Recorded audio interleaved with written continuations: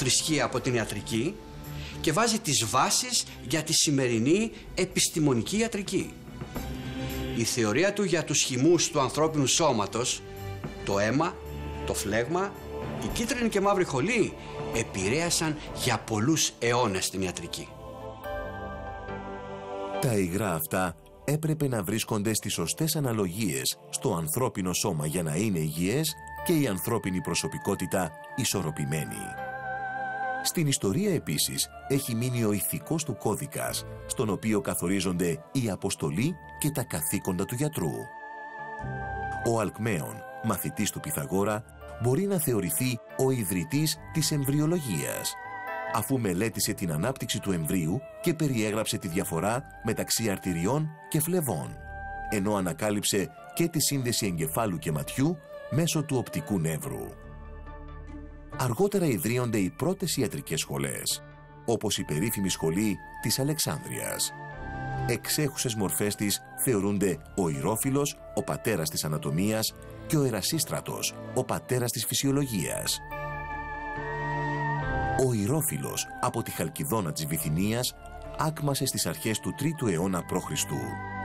Το έργο του «Ανατομία» δίνει για πρώτη φορά ανατομικές περιγραφές ανθρωπίνων οργάνων. Ο Ηρόφιλος αναγνώρισε την αληθινή φύση του νευρικού συστήματος και θεώρησε κέντρο του τον εγκέφαλο. Χώρισε τα νεύρα σε αισθητικά, σχετικά δηλαδή με τη λειτουργία των αισθήσεων, και προαιρετικά, τα οποία αργότερα ο Ερασίστρατος τα αποκάλεσε κινητικά. Ανέπτυξε επίσης τη θεωρία των σφυγμών και μετρούσε τους σφυγμούς των ασθενών του για να κάνει διαγνώσεις. Για τη θεραπεία των ασθενειών, ο Ηρόφιλος βασιζόταν κυρίως στα φάρμακα, τα οποία αποκαλούσε χέρια των θεών, ενώ έδινε μεγάλη σημασία και στη δίαιτα.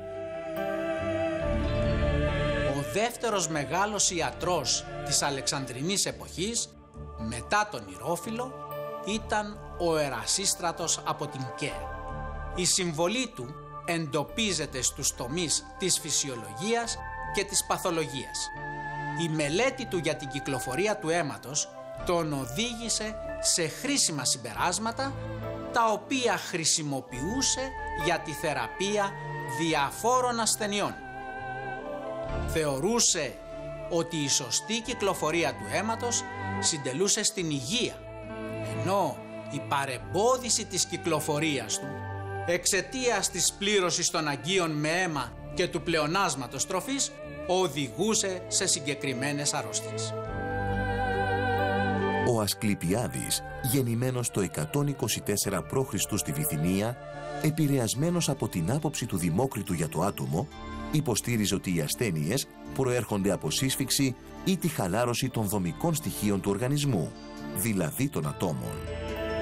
Ο ίδιος έδινε ιδιαίτερη σημασία στις ψυχικές παθήσεις και προσπαθούσε να εφαρμόσει θεραπείες που περιελάμβαναν τη δημιουργική απασχόληση του ασθενή, το άκουσμα ηρεμιστικής μουσικής, καθώς και σωματικές ασκήσεις.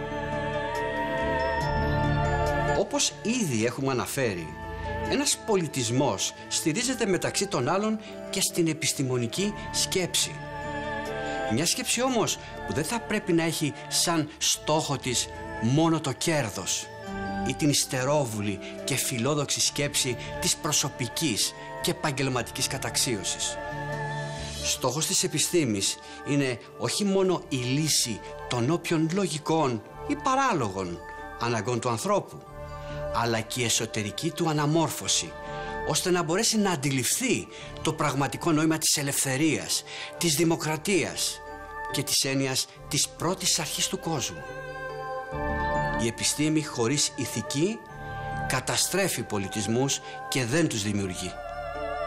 Αυτό όμως σημαίνει παιδεία και όχι εκπαίδευση, κάτι που όλο και λιγότερο προσφέρει ο δυτικός πολιτισμός.